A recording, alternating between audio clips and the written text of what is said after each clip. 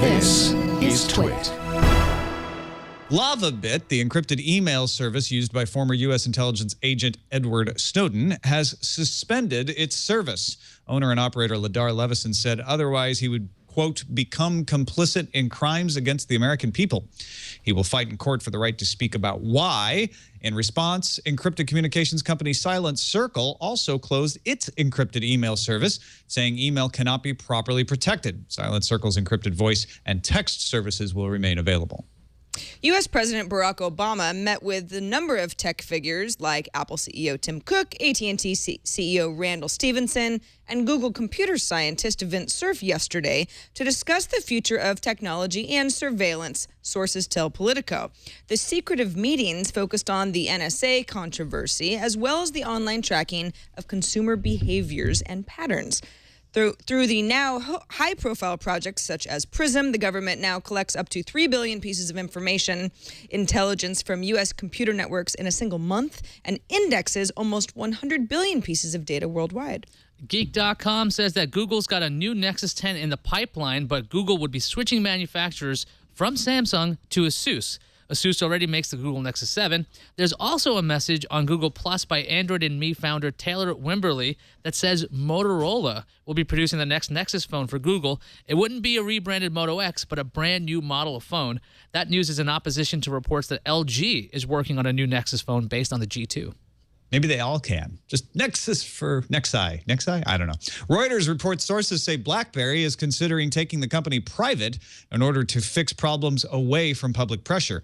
One of the sources is quoted as saying there is a change of tone in the board. The company has also reportedly considered licensing its software to other phone makers. BlackBerry just won U.S. Department of Defense approval for its Z10 or Z10 and Q10 phones. Roku is jumping off the set-top box and into the App Store, or maybe more like cloning itself. The company introduced the Play on Roku feature, which broadcasts still images and music from mobile devices to its set-top box last year.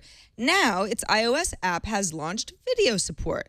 It's currently available only for user-recorded videos, and you'll need some of Roku's second generation or newer hardware to take advantage of these features. Apple's lawyers are going to be busy. The company's dealing with 3 different legal venues today. First up, Apple's waiting on a decision by the U.S. ITC. Apple claims that Samsung infringed on 4 Apple patents. Next up in New York, Apple awaits a federal judge's opinion on Apple's proposed remedies in that whole ebook price-fixing case. And finally, there's Apple at the U.S. Circuit Court of Appeals for the District of Columbia, where the court will review a ruling by a lower court that said Samsung violated several Apple mobile patents, where Samsung was ordered to pay $450 million to Apple and then appealed. Ooh, hat trick. Nice job, Apple. Remember those MIT students at DEF CON who showed us how to use a scanner and a 3D printer to make copies of any key? Well, a company called KeyMe has turned that basic concept into a business plan. The company's iOS app lets you take a picture of your key and store it in the cloud. You can then use the app to have any locksmith make you a copy of your key or order keys directly from KeyMe for $5 to $7 a piece. Best part, the NSA now has copies of all your keys in case you lose them. Just kidding. Not kidding. Google has added 79 patents to its list of pledges not to sue any user or distributor or developer of open source software unless it's used defensively.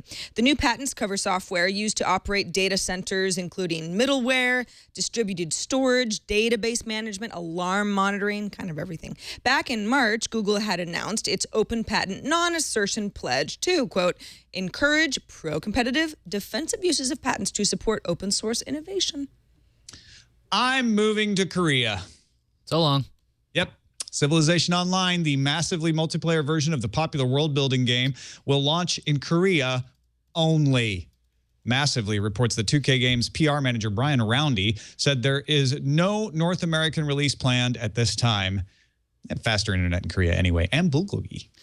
Apparently, the RT in Windows RT stands for Redmond Turd because ASUS announced it will no longer make any devices running Windows RT and instead focus on Windows 8 devices running on x86 processors. The news comes from ASUS CEO Jerry Shen speaking to the Wall Street Journal. The decision to continue with Windows 8 was due to the system's backward compatibility with almost every Windows program ever.